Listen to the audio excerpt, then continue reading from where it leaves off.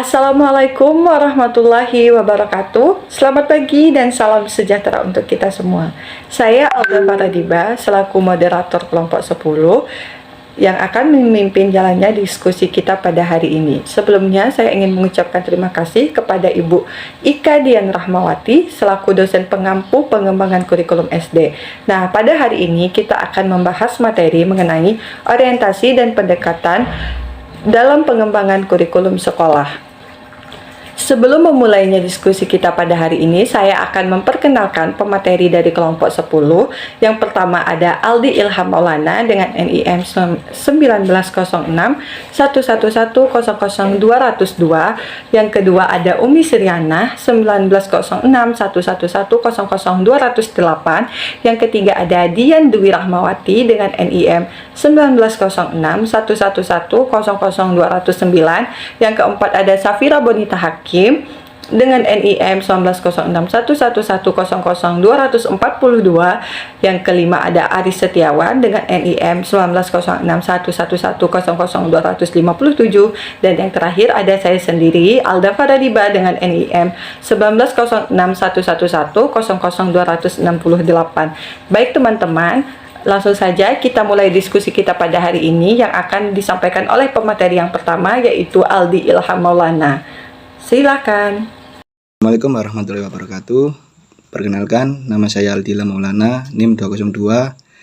Di sini saya perwakilan dari kelompok 10 yang akan menjelaskan mengenai pendekatan subjek atau bidang studi. Pada pendekatan subjek akademik menggunakan bidang studi atau mata pelajaran sebagai dasar organisasi kurikulum, misalnya matematika, sains, sejarah, geografi, atau IPA, dan sebagainya, seperti yang lazim didapati dalam sistem pendidikan sekarang ini di semua sekolah dan perguruan tinggi. Prioritas pendekatan ini adalah mengutamakan sifat perencanaan program dan juga mengutamakan penguasaan bahan dan juga proses dalam disiplin ilmu tertentu. Kurikulum disajikan dalam bagian-bagian ilmu pengetahuan, mata pelajaran yang diintegrasikan. Ciri-ciri ini berhubungan dengan maksud, metode, organisasi, dan juga evaluasi. Pendekatan subjek akademis dalam menyusun kurikulum atau program pendidikan didasarkan pada sistematisasi disiplin ilmu masing-masing. Para ahli akademis terus mencoba untuk mengembangkan sebuah kurikulum yang akan melengkapi peserta didik untuk masuk ke dunia pengetahuan dengan konsep dasar dan metode untuk mengamati hubungan antara sesama analisis, data, dan penarikan kesimpulan. Pengembangan kurikulum subjek akademis dilakukan dengan cara menetapkan lebih dahulu mata pelajaran atau mata kuliah apa yang sekiranya harus dipelajari oleh peserta didik, yang diperlukan nantinya untuk mempersiapkan pengembangan disiplin ilmu yang diperoleh. Setiap mata pelajaran jika diperhatikan dapat diketahui adanya.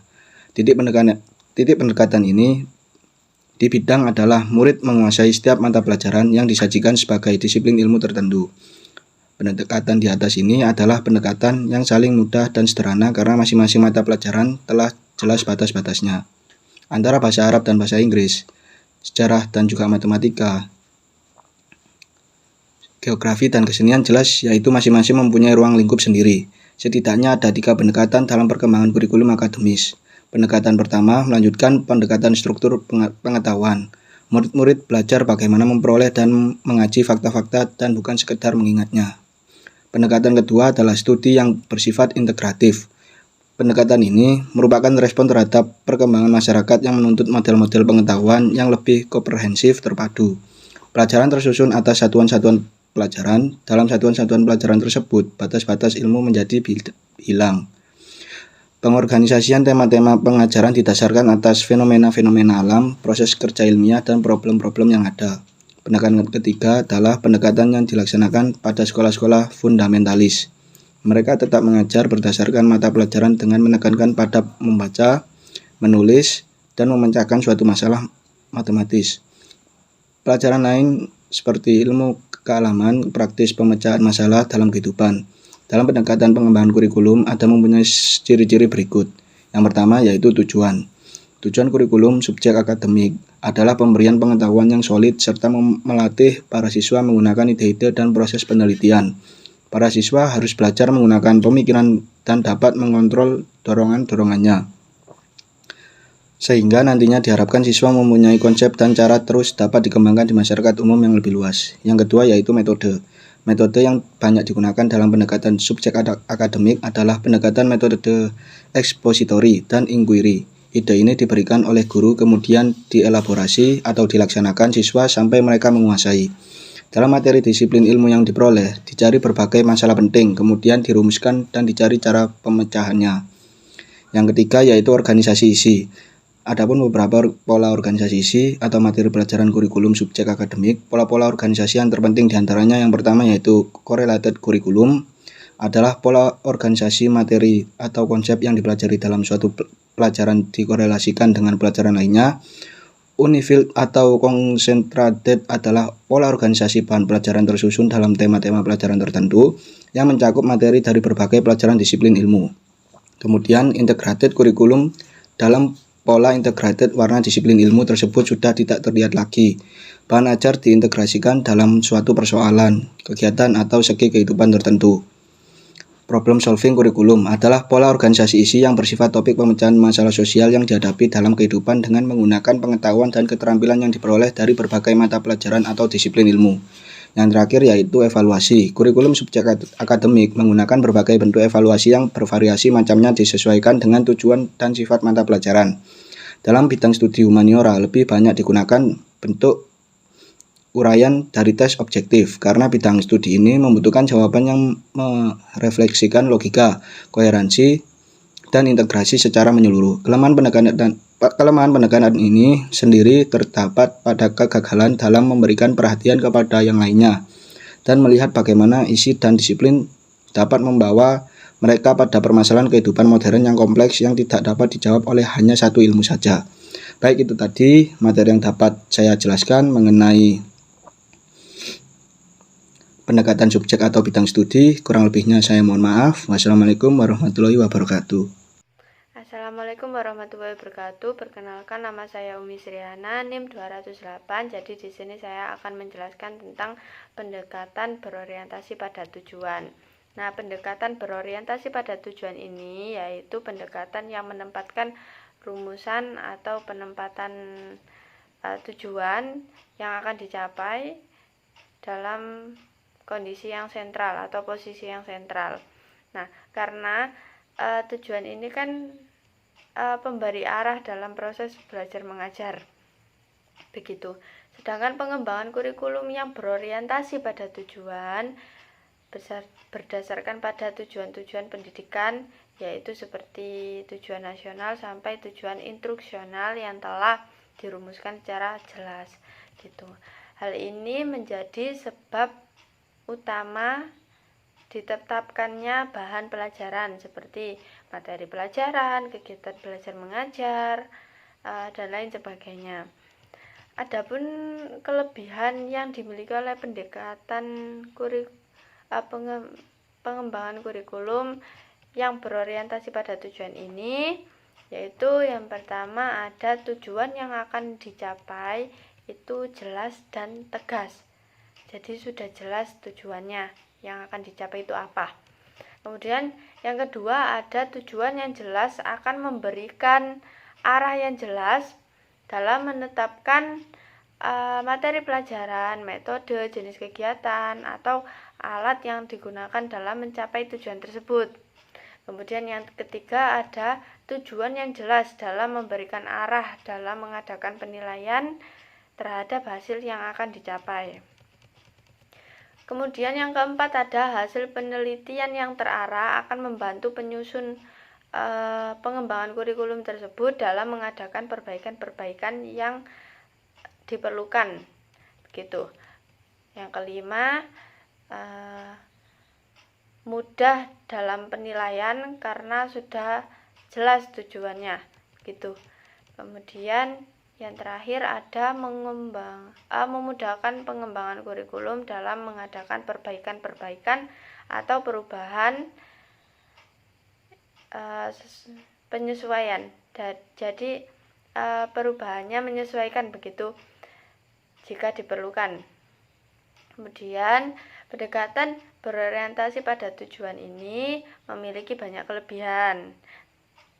Namun pendekatan ini juga punya kekurangan, terutama bagi guru. Karena apa? Karena tujuan ini harus dirumuskan atau dibuat dengan lebih khusus atau lebih jelas, operasional dan dapat diukur. Begitu. Karena apa? Karena dari tujuan tersebut pihak guru itu dituntut untuk memiliki keahlian yang lebih tinggi dan pengalaman juga keterampilan yang lebih tinggi dalam perumusan tujuan pembelajaran khusus ini. Nah, jika tidak, maka akan terwujud perumusan tujuan yang bersifat dangkal. Gitu. Sekian dari saya. Wassalamualaikum warahmatullahi wabarakatuh. Sebelumnya, perkenalkan saya Dina Dwi Rahmawati, NIM 209. Di sini saya akan menjelaskan mengenai pendekatan pada pola orientasi bahan. Pendekatan pada pola orientasi bahan adalah bahan apa yang akan diberikan atau diajarkan kepada peserta didik. Pengembangan kurikulum yang akan diterapkan di kelas mengacu pada bahan pelajaran. Di Indonesia sendiri, pendekatan ini sudah diterapkan sebelum adanya kurikulum 1975. Adapun kelebihan pendekatan yang berorientasi pada bahan adalah pengajaran bersifat lebih fleksibel dan bebas dalam menyusunnya. Hal ini dikarenakan tidak ada ketentuan yang pasti dalam menentukan bahan pelajaran yang sesuai dengan tujuan. Sedangkan kelemahan dalam pendekatan ini adalah karena tujuan pengajaran yang kurang jelas, maka sukar ditentukan pedoman dalam menentukan metode yang sesuai untuk proses pembelajaran dan juga untuk kebutuhan penilaian.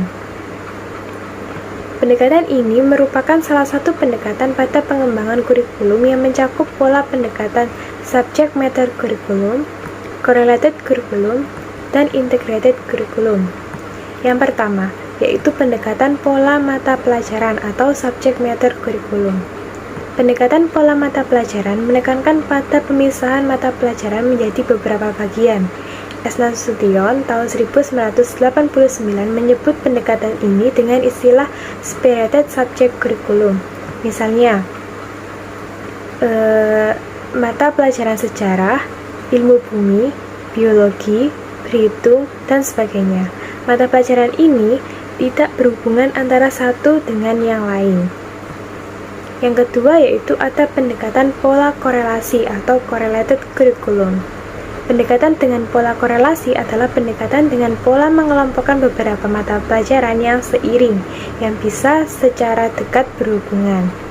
Menurut S. Nasution tahun 1989, correlated curriculum dikembangkan menjadi broad field curriculum, yaitu yang menghilang batas masing-masing pelajaran yang dianggap sejenis. Artinya, pendekatan pola korelasi mengelompokkan beberapa mata pelajaran atau bahan pelajaran yang sering berhubungan, misalnya bidang studi IPA dan IPS yang mengkombinasikan beberapa bidang tertentu. Adapun beberapa aspek yang dapat diperhatikan dalam meninjau pendekatan pola korelasi adalah yang pertama, pendekatan struktur. Misalnya, mata pelajaran IPS terdiri atas sejarah, ekonomi, dan sosiologi. Kemudian yang kedua, pendekatan fungsional yang berdasarkan masalah yang terdapat dalam kehidupan sehari-hari. Dan yang ketiga, pendekatan tempat atau daerah sebagai pokok pembicaraan dalam pembelajaran atau bahan pelajaran.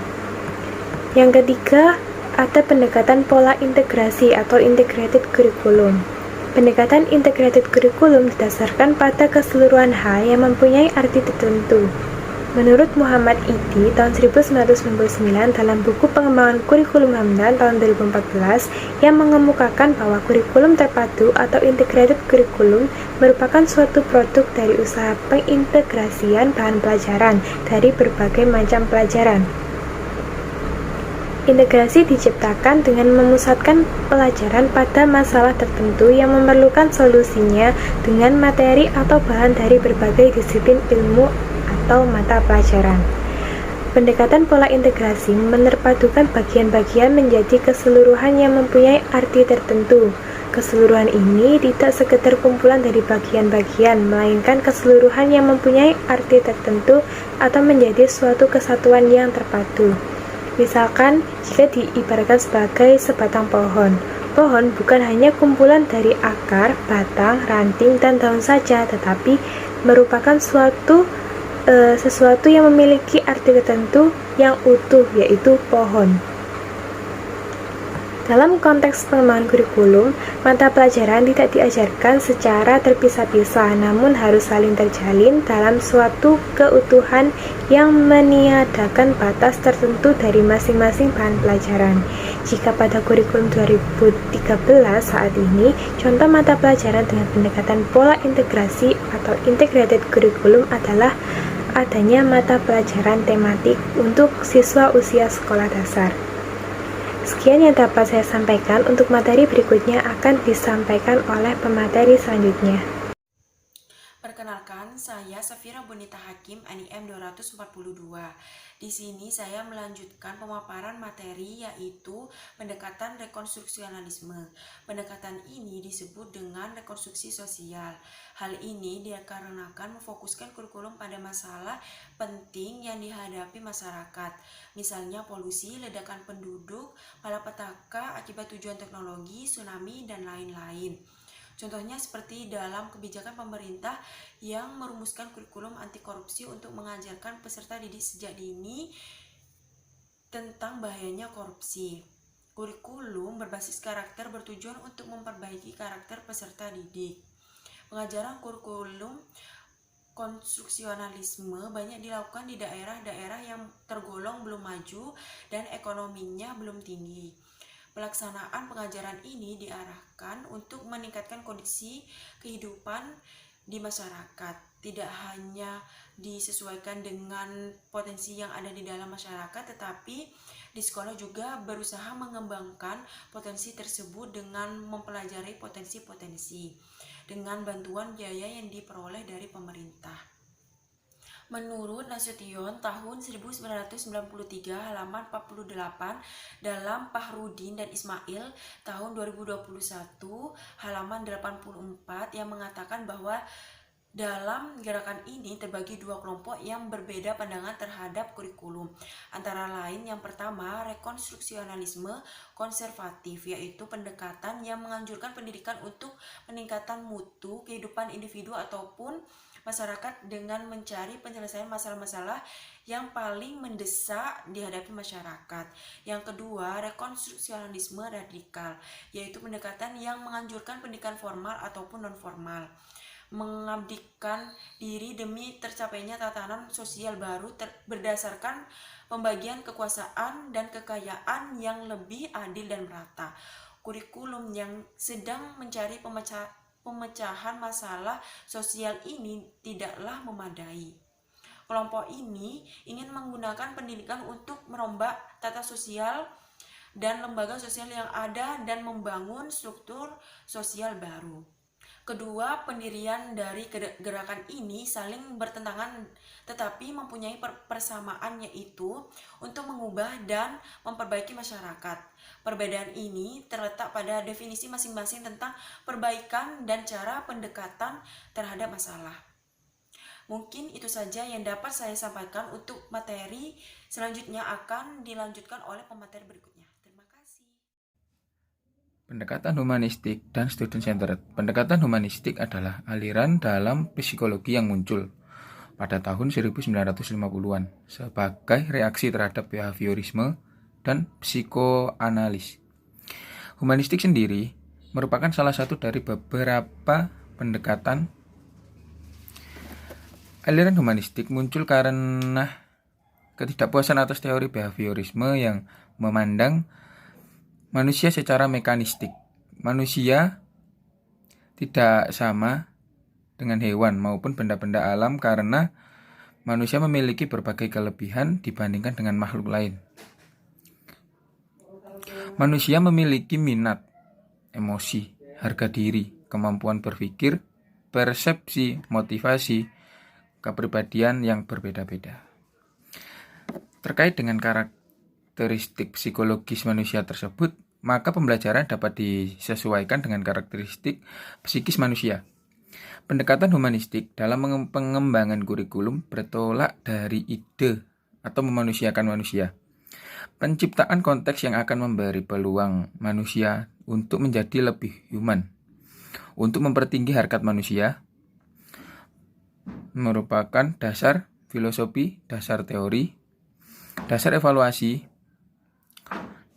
dan pengembangan program pendidikan. Pendidikan humanistik menganggap materi pendidikan lebih merupakan sarana, yakni sarana untuk membentuk pematangan humanisasi peserta didik, jasmani, dan rohani secara gradual. Pendekatan humanistik dalam pengembangan kurikulum didasarkan atas asumsi-asumsi sebagai berikut. Yang pertama, siswa akan lebih giat belajar dan bekerja bila potensi yang dimiliki dikembangkan sepenuhnya. Yang kedua, siswa yang diturut sertakan dalam perencanaan dan pelaksanaan pembelajaran akan merasa bertanggung jawab atas keberhasilannya. Selanjutnya, hasil belajar akan meningkat dalam suasana belajar yang diliputi oleh rasa saling mempercayai, saling membantu, saling memperdulikan, dan bebas dari ketegangan yang berlebihan. Kemudian yang keempat, guru yang berperan sebagai fasilitator belajar memberi tanggung jawab kepada siswa atau kegiatan belajar memupuk sikap positif terhadap apa sebab dan bagaimana mereka belajar. Dan yang terakhir, kepedulian siswa akan pelajaran memegang peranan penting dalam penguasaan bahan pelajaran itu. Pendekatan kurikulum ini berpusat pada siswa atau bisa disebut dengan student-centered dan mengutamakan perkembangan afektif siswa sebagai prasyarat dan sebagai bagian integral dari proses belajar. Para pendidik humanistik yakin bahwa kesejahteraan mental dan emosional siswa harus dipandang sentral dalam kurikulum agar belajar itu memberi hasil yang maksimal. Pendekatan pendidikan SCL atau Student Centered Learning muncul sebagai alternatif pendekatan pendidikan untuk menjawab permasalahan ketidaksesuaian pendekatan TCL atau Teacher Centered Learning. SCL merupakan pembelajaran yang berpusat pada siswa. Dalam pendekatan pembelajaran SCL, guru harus mampu melaksanakan peranannya dengan baik, yaitu untuk atau tidak hanya sebagai pengajar, tetapi juga sebagai motivator, fasilitator, dan inovator.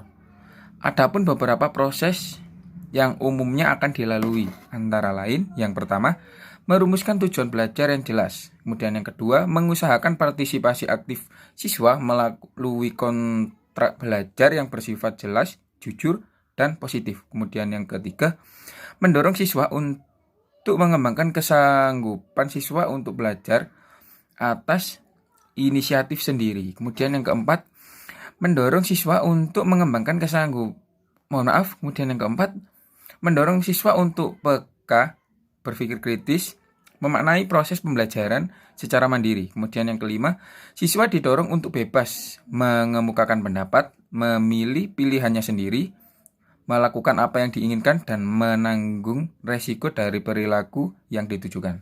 Kemudian yang keenam,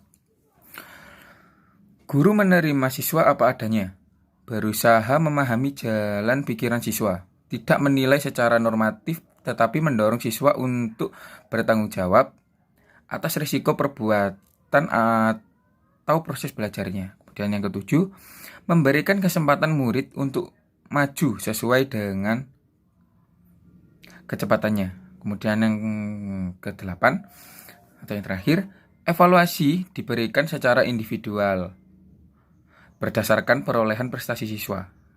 Kemudian menurut Gagner dan Berliner, beberapa prinsip dasar dari pendekatan humanistik yang digunakan untuk mengembangkan pendidikan adalah yang pertama, siswa akan belajar dengan baik apa yang mereka mau dan perlu diketahui. Siswa saat mereka telah mengembangkan kemampuan untuk menganalisa apa dan mengapa sesuatu penting untuk mereka sesuai dengan kemampuan untuk mengarahkan perilaku, untuk mencapai yang dibutuhkan dan diinginkan. Mereka akan belajar dengan lebih mudah dan lebih cepat. Sebagian besar pengajar dan ahli teori belajar akan setuju dengan pernyataan dan ahli teori belajar akan setuju dengan pernyataan ini. Meskipun mereka mungkin akan tidak setuju tentang apa yang tepatnya yang menjadi motivasi siswa. Kemudian yang kedua, mengetahui bagaimana belajar lebih penting daripada membutuhkan banyak pengetahuan. Dalam kelompok sosial kita dewasa ini di mana pengetahuan berganti dengan sangat cepat. Pandangan ini banyak dibagi di antara kalangan pengajar, terutama mereka yang datang dari sudut pandang kognitif. Kemudian yang ketiga, evaluasi diri adalah salah satu evaluasi yang berarti untuk pekerjaan siswa. Penekanan di sini adalah pada perkembangan internal dan regulasi diri. Sementara banyak pengajar akan setuju bahwa ini adalah hal yang penting. Mereka juga akan mengusung sebuah kebutuhan untuk mengembangkan kemampuan siswa untuk berhadapan dengan pengharapan eksternal. Pertemuan dengan pengharapan eksternal seperti ini menghadapkan pertentangan pada sebagian besar teori humanistik. Kemudian yang keempat, perasaan adalah sama penting dengan kenyataan. Banyak tugas dari pandangan humanistik seakan memvalidasi poin ini dan dalam satu area. Pengajar yang berorientasi humanistik membuat sumbangan yang berarti untuk dasar pengetahuan kita. Kemudian yang terakhir, siswa akan belajar dengan lebih baik dalam lingkungan yang tidak mengancam. Ini adalah salah satu area di mana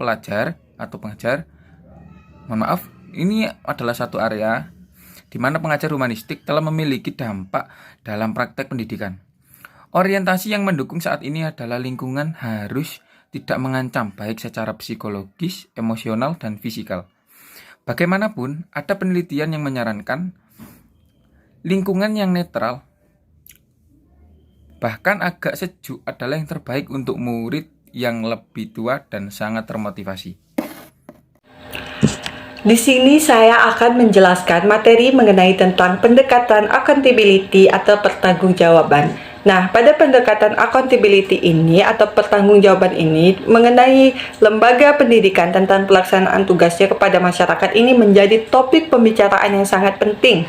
Akuntabilitas yang sistematis pertama kali diperkenalkan oleh Friedrich Schiller dalam bidang industri pada permulaan abad ini. Pendekatan yang dikenal dengan sebagai scientific management atau manajemen ilmiah menetapkan tugas-tugas spesifik yang harus diselesaikan dalam waktu tertentu. Sistem pekerja bertanggung jawab atas penyelesaiannya tersebut. Sistem akuntabel memiliki standar dan tujuan spesifik, serta mengukur efektivitas suatu kegiatan dengan mengukur taraf keberhasilan siswa. Untuk mencapai standar itu, gerakan ini dimulai dan dirasakan manfaatnya bagi dunia pendidikan ketika di sebuah universitas yang ada di Amerika Serikat yang dituntut untuk membuktikan keberhasilannya dalam mencapai standar yang tinggi. Untuk memenuhi tuntutan itu, pengembangan kurikulum berdesain tujuan pelajaran yang dapat mengukur prestasi belajar siswa dengan implikasi perguruan tinggi menerapkan seleksi akademis yang ketat serta memenuhi syarat universitas.